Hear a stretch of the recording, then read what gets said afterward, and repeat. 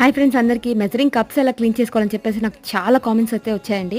ఇవాళైతే మీ doubts clarify చేస్తాను, అలాగే కొన్ని టిప్స్ కూడా ఇస్తాను చూడండి. ఈ మెజరింగ్ కప్స్ ఇప్పుడు నేను మీకు చూపిస్తున్నాను కదండి, ఒక 2 days అయిపోయింది. 2 days అయితే నేను ఏం క్లీన్ చేయకుండా, అంటే టిష్యూ పేపర్ తో క్లీన్ చేయకుండా 2 days అయితే పక్కన పెట్టేశాను. ఇలా ప్రెస్ చేస్తే ఇలా మొత్తం వచ్చేసింది చూడండి. ప్లాస్టిక్ కప్స్ యూస్ చేసే వాళ్ళు మాత్రమే ఇలాంటి ట్రిక్ ట్రై చేయండి.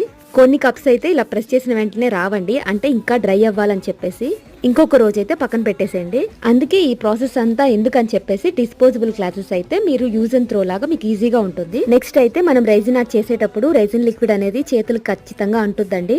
అలా అంటినప్పుడు హ్యాండ్స్ కొంచెం చీదరగా అనీజీగా ఉంటుంది కదా, స్టిక్కీగా ఉంటుంది కదా. మీకు ఎక్కడైనా సరే మెడికల్ షాప్ లో ఉంటాయి కదా వెట్ వైప్స్ అని, అవైతే తెచ్చుకోండి, హ్యాండీగా ఉంటుంది. హ్యాండ్స్ క్లీన్ చేసుకోవడానికి అయితే చాలా చాలా బెస్ట్ టిప్. నెక్స్ట్ ఇవేంటంటే పేపర్ కప్స్ రైజిన్ ఆర్ట్ కోసం తీసుకున్నాను. ఇక నుంచి రైజిన్ ఆర్ట్ ఈ కప్స్ తోనే చేస్తాను. ఈ వీడియో కనుక మీకు యూస్ఫుల్ అనిపిస్తే ఒక చిన్న లైక్ కొట్టండి ప్లీజ్.